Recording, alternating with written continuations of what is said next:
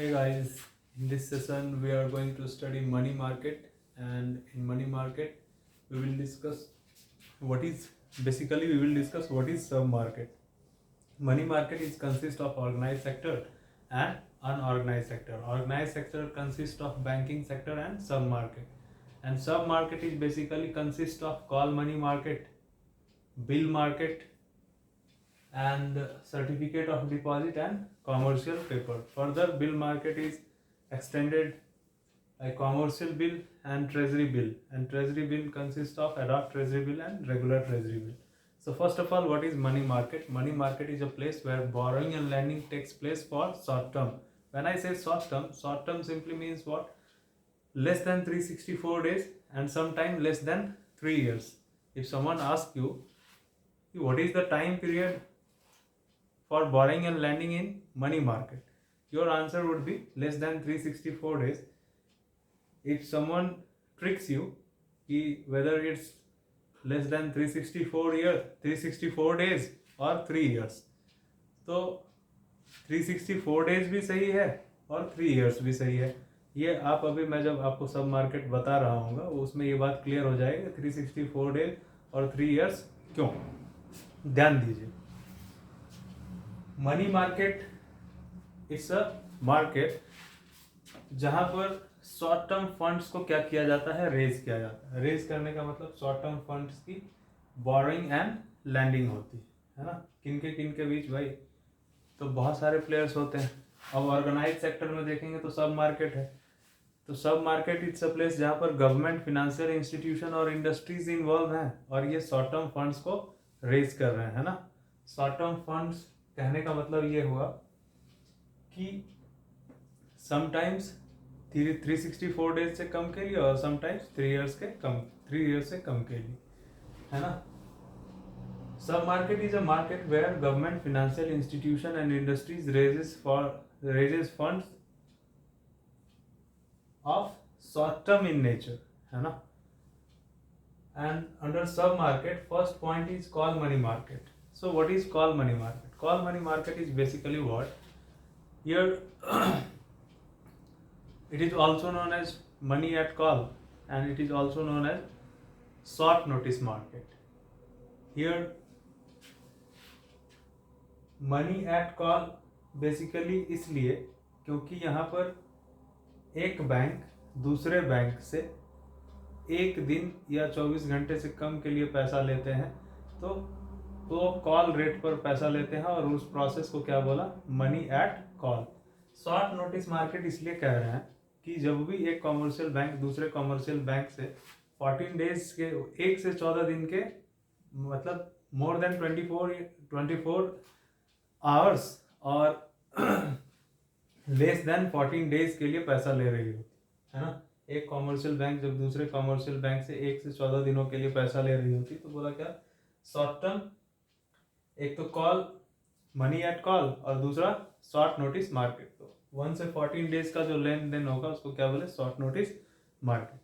It is also known as inter bank borrowing and lending market. इसको क्या बोलते हैं, inter bank borrowing and lending market. इसलिए कि बैंक जो है आपसी लेन देन कर रहा होता है, एक बैंक दूसरे बैंक से पैसा ले रहे होते हैं या दे रहे होते हैं, तो क्या बोला, inter bank borrowing and lending market.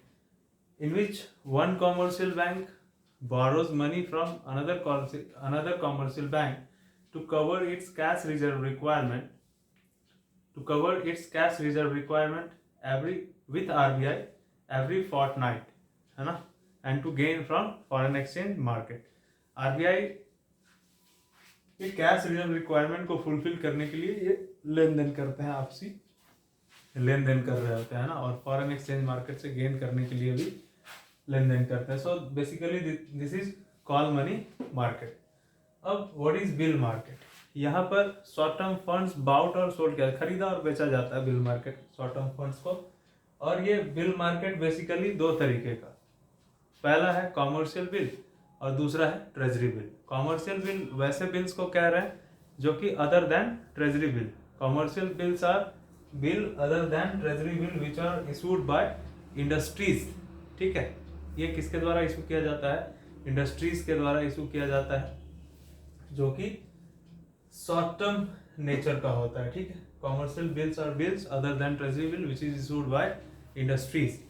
Now what is treasury bill? Treasury bills are bills which is issued from government treasury to meet the budgetary requirement. Budgetary requirement को फुलफिल करने के लिए, है ना, गवर्नमेंट ट्रेजरी से जो bills issue किया जाता है उसको क्या बोले? Treasury bill. ट्रेजरी बिल दो तरीके का, एडॉक ट्रेजरी बिल और regular treasury bill. Ad hoc treasury bill is basically what, इसको एडॉक इसलिए कह रहे हैं कि समवेयर इन 1991 के आसपास क्या होता था कि शॉर्ट टर्म रिक्वायरमेंट को फुलफिल करने के लिए किसी पर्टिकुलर पर्पस के लिए, है ना, जब बिल इशू किया जाता था जो कि एडॉक होता था। एडॉक मतलब which is not permanent in nature, it is temporary in nature. तो किसी उद्देश्य विशेष के लिए जब ट्रेजरी बिल से, गवर्नमेंट ट्रेजरी से जब बिल इशू किया जाता था किसी पर्टिकुलर पर्पस के लिए, तो क्या बोले? Ad hoc treasury bill. इसको 1997-98 ऑनवर्ड्स क्या कर दिया गया? डिसकंटिन्यू कर दिया गया, ठीक है। बाद में रेगुलर ट्रेजरी बिल इशू किया जाने, रेगुलर ट्रेजरी बिल ऐसे पहले से भी इशू किया जाता था।